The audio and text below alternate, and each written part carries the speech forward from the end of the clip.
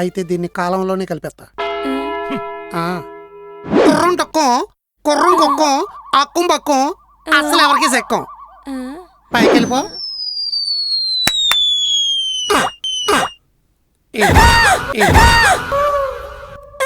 ఇదేంటి? వడ. మరి హారం? అదే ఇది.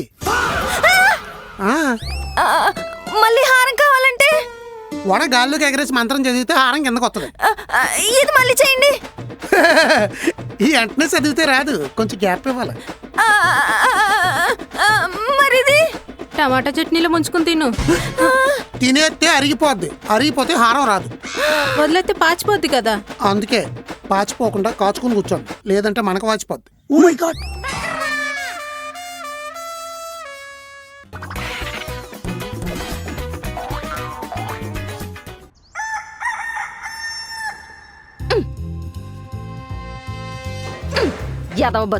ఎదవ బతుకు ఆడదానిగా పుట్టడం కన్నా అడవిలో ఆంబోతులో పుట్టిన హైలైట్ ఉంటది. ఆకులు అలములు తినుకుంటూ హాయిగా బతికేయచ్చు.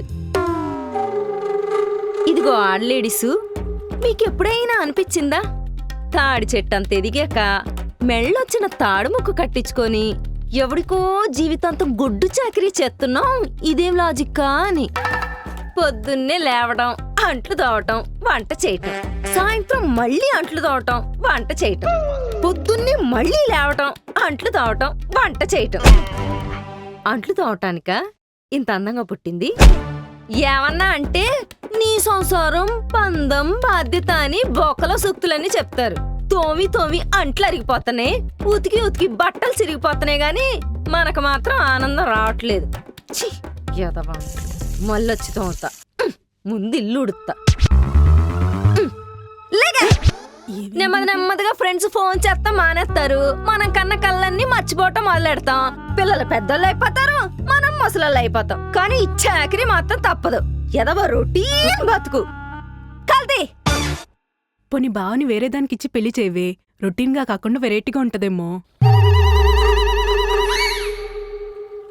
సీపిరి తిరిగేసి కొట్టానంటే మెడనక్కి తిరిగిపోద్ది. నీ మెళ్ళో తాడు కట్టి నిన్ను ఇంటికి కట్టేసినోడిని కొట్టుకో, నన్ను కాదు. ఆడేమన్నా గోడ దోడ కొడితే కామ్గా ఉండటానికి ఐరావతంలా ఉంటాడు. మీదడితే అప్పడంలా నలిగిపోవాలి. అందుకే ఆ సీన్ చూడు. రాజేష్ పంపినే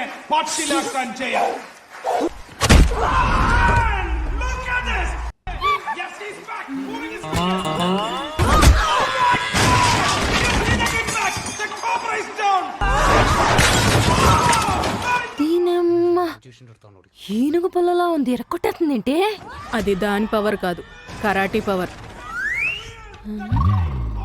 నీకెప్పుడైనా బావని కొట్టాలనిపించిందా? ఎప్పుడన్నా ఏంటే, ఎప్పుడు పడితే అప్పుడు అనిపిస్తుంది. ఇప్పుడు కూడా అనిపిస్తుంది. కానీ తిరిగి కొట్టాడంటే ఈ అస్థి పంజరానుకున్న ఎముకలన్నీ మొక్కలు మొక్కలైపోతాయి. చిన్న చిన్న బొక్కలు కదక్క, అలాగే ఇరిగిపోతాయి. పెద్ద పెద్ద బొక్కలు ఇరక్కొట్టాలంటే నీ కోడి మెదడుతో నువ్వెన్ని ప్లాన్లేసినా తిప్పి కొడుతున్నాడు. అదే నువ్వు కరాటీ నేర్చుకుని కొట్టు, తిప్పి కొట్టగలడా?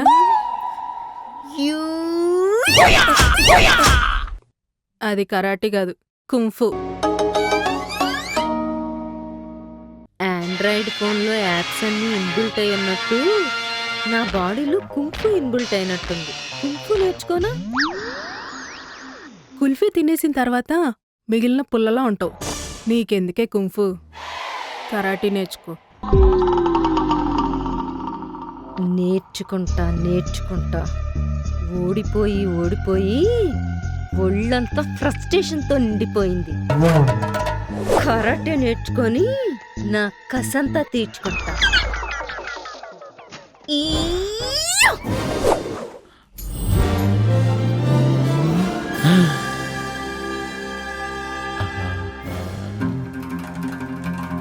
ఈ మందు మా ఆవిడికి తాగిస్తే నా మాట వింటుంది కదా? మీరు చెప్పనివి కూడా వింటది. లేదు, నేను చెప్పిందే వినాలి. ఈ వెనకటికి మీలాంటోడే ఐశ్వర్యరావు వచ్చి హగ్గెత్తానంటే కల్పనారాయితో కిస్ కావాలన్నాడంట. డోసు వారమే పనిచేస్తుంది, మర్చిపోయారంటే బేస్ పగిలిపోద్ది. ఎలా మర్చిపోతాన్రా? నేను తిట్టించుకున్న తిట్లు, కుట్టించుకున్న కుట్లు, కట్టించుకున్న కట్లు, బోనస్తో సహా దానికి తిరిగి ఇచ్చేదాకా ఏది మర్చిపోను. ఇంతకీ ముందు ఎక్కడి నుంచి మొదలెడతారు? పెళ్ళైన కొత్తలో తిన్న పల్లెం సింకులో వేయలేదని చెంప చెదిరిపోయేలా కొట్టింది. అమ్మా, దెబ్బ కళ్ళు అదిరిపోయినాయి. అక్కడి నుండి మొదలు పెడతా. ఓ రోజు దాని బాబు కాళ్ళకు దండం పెట్టలేదని నాకన్నం పెట్టకుండా వారం రోజులు గదిలో పెట్టేసింది. గోడకున్న పెచ్చులు గోక్కుని తిన్నా. నెల రోజులైనా దాన్ని గదిలో పెట్టేసి నా దగ్గరికి దేక్కుంటొచ్చేలా చేస్తా. చచ్చిపోద్దేమో చూసుకోండి. సావనివ్వను.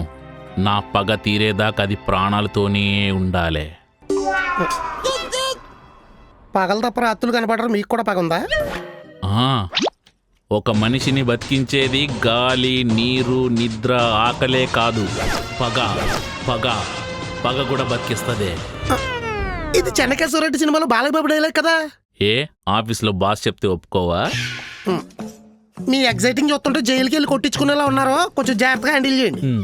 నేను హ్యాండిల్ చేస్తాలే గాని నేను నీకు ₹1 ఇచ్చాను కదా, దాన్ని ఎలా హ్యాండిల్ చేస్తున్నావురా?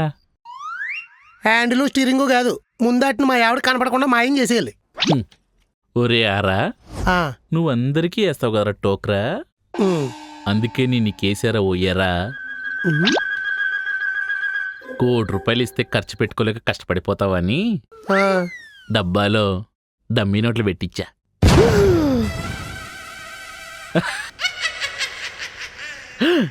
లేకపోతే నా దగ్గర 10 లక్షలు దుబ్బేసి మా ఆవిడ అకౌంట్లో వేసేసి నన్ను ఎర్రిపప్పని చేస్తావరా?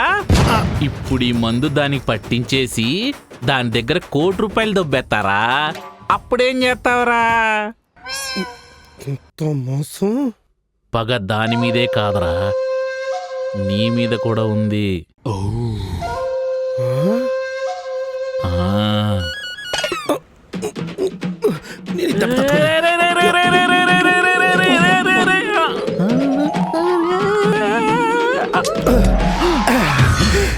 ఏం షాక్ ఇచ్చారు బాస్?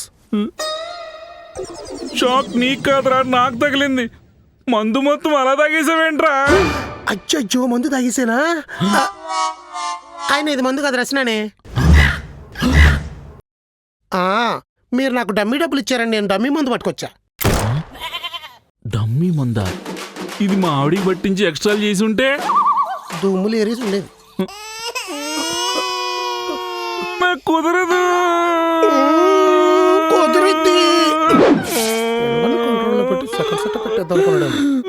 మట్టి కొట్టుకుపోతావురా మన్నిచ్చుని మోసం చేస్తే.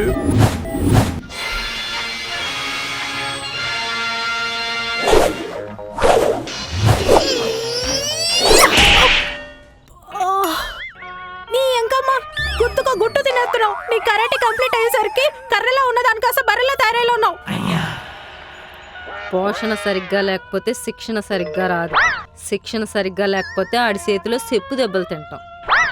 ఇప్పటికే డజన్ గుడ్లు తినేసావు, డబ్బాలో ఈ డ్రెస్ ఒకటి. నీకు యాక్షన్ కన్నా ఎక్స్ట్రా ఎక్కువైపోయాయి.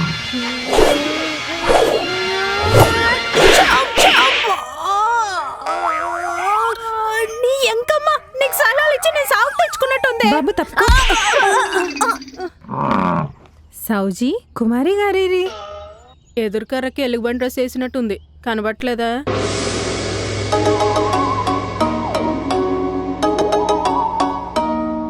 ఏదైనా రెస్టారెంట్లో జాయిన్ అయ్యారా? చెఫ్ డ్రెస్ వేసుకున్నారు. ఇది చెప్పు డ్రెస్ కదే, పప్పు మొహం. ఓ కాంపౌండ్ డ్రెస్సా? కాంపౌండ్ డ్రెస్ కాదే, karate dress. Karate dress. Karate అంటే మరి కర్రేది? నీకు కరాటే అంటే తెలీదా? తెలీదు.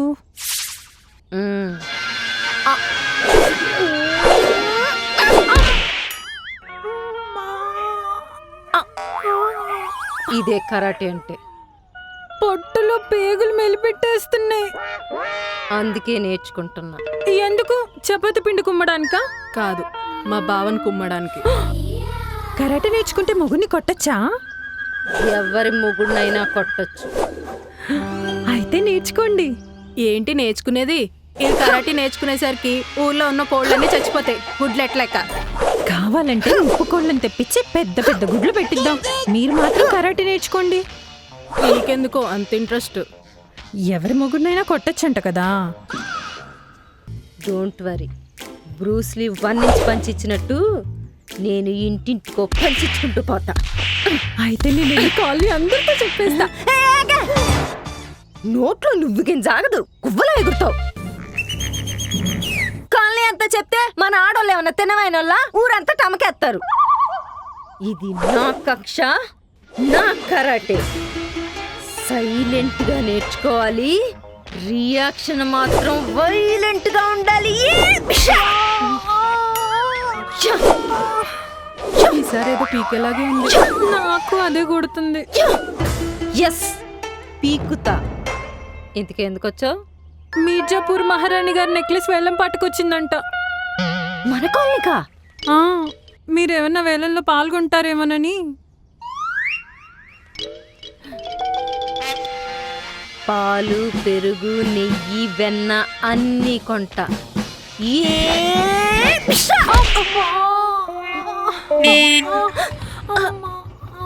అమ్మో సౌజీ, మీ బావ చెప్పాడు, నువ్వు వెళ్ళి మేనేజ్ చెయ్యి, నేను డ్రెస్ మార్చుకొని వస్తా. అమ్మా, చెట్లు కొట్టేయడం వల్ల అనుకుంటా భూమి మీద బండ్లు ఎక్కువైపోయి ఎండల మొహానికి కొట్టేస్తున్నాయి. మంచినీళ్ళు తీసుకోబా, నీకు మంచి రోజులు వచ్చాయి. రావాల్సినవి మంచి రోజులు కాదు, చల్లటి రోజులు. మంట ఎక్కిపోతుంది. మీరందరు చంద్రుని పొగుడతారు, ఉమ్, చంద్రుడి మీద కవితలు రాస్తారు, మామ మామ అని మమకారంతో పిలుస్తారు. ఉమ్. ఎప్పుడైనా సూర్యుని పొగిడారా? సూర్యుడి గురించి ఎవరైనా పాటలు పాడారా? రావోయి చందమామ అన్నారు కానీ రావోయి సూర్యబావ అన్నారా? ఆహా. అందుకే కోపంతో అలా మండిపోతున్నాడు. ఓ నువ్వు ర్యాకెట్ వేసుకెళ్ళి కూల్ డర్మీకూల్ పౌడర్ జల్లు వస్తావేటి? పో నువ్వు ముద్దు పెట్టిరా, చల్లబడతాడేమో. మూతి కాలిపోద్ది బా. లిప్స్టిక్ వేసుకునే పని ఉండదే. బాడీ కూడా బూడిదైపోతుంది బా. మరెందుకే ఎండలో తిరిగి వచ్చినడితో ఎటకరాలు ఆడుతున్నావు? ఇంకెప్పుడు ఆడకే? ఒక్క చేతి మీద ఇంత సంసారం నడపాలంటే దీని వేరియేషన్ తగలయ్యా. బాడీ అంతా పెయిన్స్ వచ్చేస్తున్నాయి. సెంపినీస్ ఏమన్నా సెప్టిక్ ట్యాంక్లో పడిపోతే దిగేవా? బయట రోడ్డు వేస్తున్నారు, రోడ్ రోలర్ కింద పడుకో, నొప్పులు తగ్గిపోతాయి. ఇంటి పనులన్నీ కష్టపడి చేసి ఆడాలని ఇలా ఇష్టం వచ్చినట్టు మాట్లాడితే వచ్చే జన్మలో ముష్టి ఎత్తుకుపోతారు. ముష్టిలో కూడా సగం మీకే కదా పెట్టాలి.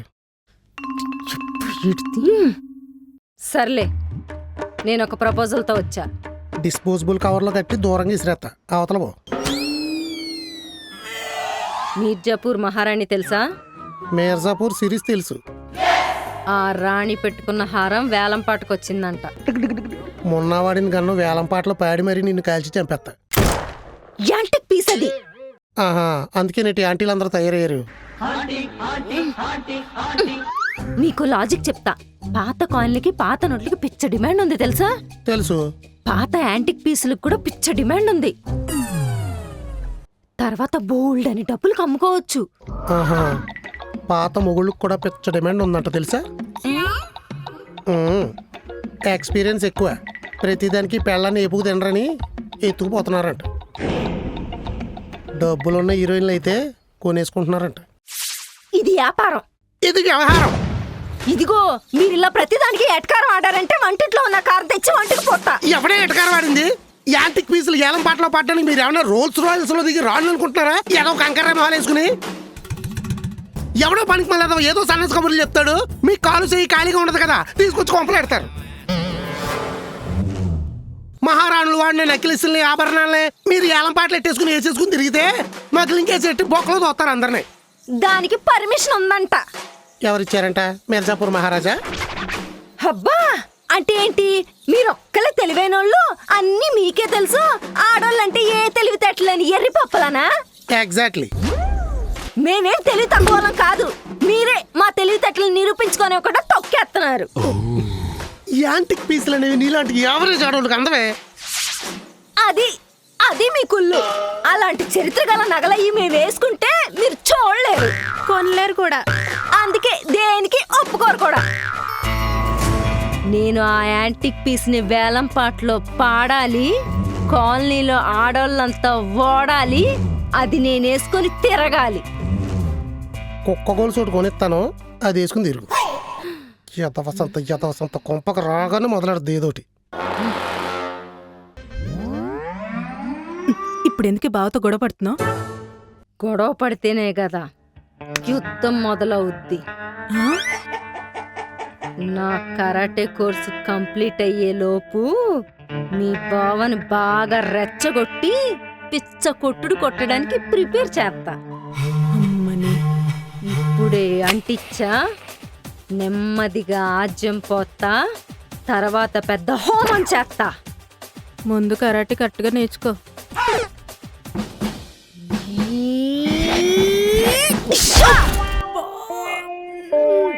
స్ట్రోక్ ఇచ్చానంటే షేక్ అయిపోతారు.